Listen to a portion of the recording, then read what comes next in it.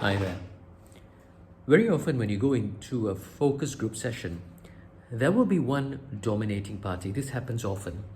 And amongst all the people there, not many of them will be willing to challenge the views of this dominating party. Even if there were challenges, if this dominating party is a bit more dominant and aggressive, then those who object or have a different opposing viewpoint will back down, and everybody will agree with this dominating party. And that's why focus group, in my opinion, is not the best way to judge whether a product is going to work in the market or not, because it seems to be always dominated by one or two people who will take charge of the whole session, and the others will be minor voices or voices that are more following or listening and not wanting to oppose in case they are wrong.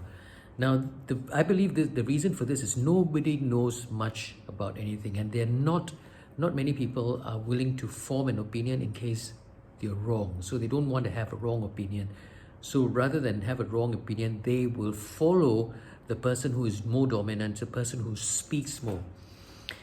Now, I know a little bit about cars. I know in theory how the combustion engine works. But if you ask me a bit more detail, for instance, you ask me the difference between the Otto cycle and the Atkinson cycle. Now, I know about these cycles, but I can't explain them because I'm not an engineer and I don't know enough. So I know a little bit about how a combustion engine works, how a normal cycle works. But the difference between the different cycles, I know nothing. So if an engineer comes to me, and if I'm talking about to a group of people who know nothing about cars, I will seem like I'm a genius. But if some engineer comes and knows a little more detail, I will back down. And a person who knows something in detail, so if I know this thing in detail, I built this thing, I know it in detail, I will know immediately if you are fake, if you're just trying to find your way around.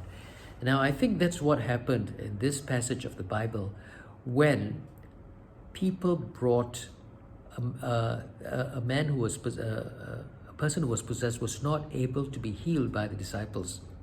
But when Jesus comes, the devil inside the possessed person says to Jesus, recognizes Jesus as the person who knows the devil. And I think this is something to do with, if Jesus is God, then he knows the devil, he knows how he works, he knows everything, and they recognize each other.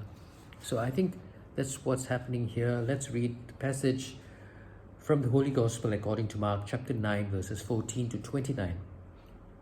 When Jesus, with Peter and James and John, came down from the mountain and rejoined the disciples, they saw a large crowd round them and some scribes arguing with them.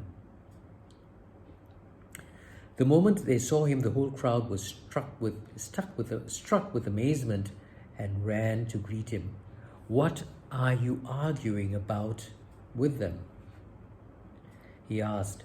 A man answered him from the crowd, "Master, I have brought my son to you. There is a spirit of dumbness in him, and when it takes hold of him, it throws him to the ground, and he foams at the mouth and grinds his teeth and goes rigid.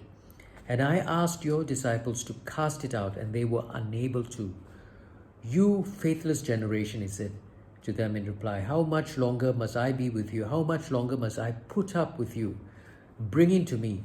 They brought the boy to him, and as soon as the spirit saw Jesus, it threw the boy in convulsions, and he fell to the ground and lay there writhing there, foaming at the mouth. And Jesus asked the father, "How long has this been happening to him?" "From childhood," he replied, and it has often thrown him into fire and into the water in order to destroy him. But if you can do anything, have pity on him and help us." "If you can," retorted Jesus, "everything is possible with anyone who has faith." Immediately the father and the boy cried out, "I do have faith. Help the little faith I have." And when Jesus saw how many people were pressing around him, he rebuked the unclean spirit. "Deaf and dumb spirit," he said, "command you to come out of him and never enter him again." Then throwing the boy into a violent convulsions, it came out shouting, and the boy lay there like corpse that most of them said he is dead. Now, at the end, the boy didn't die. But the point is that the devil recognized Jesus. He knew the Creator. And I think that's the difference between us. If we are wanting to be leaders, let's take this in a leadership context. If you want to be a leader, you need to know in depth of what you're doing. You cannot bluff your way too much. If somebody recognizes you, they will call your bluff. So know your subject matter, know what it is you're talking about. That's the only way to gain confidence and to gain the respect of whoever you're leading. My thought for today, have a good day.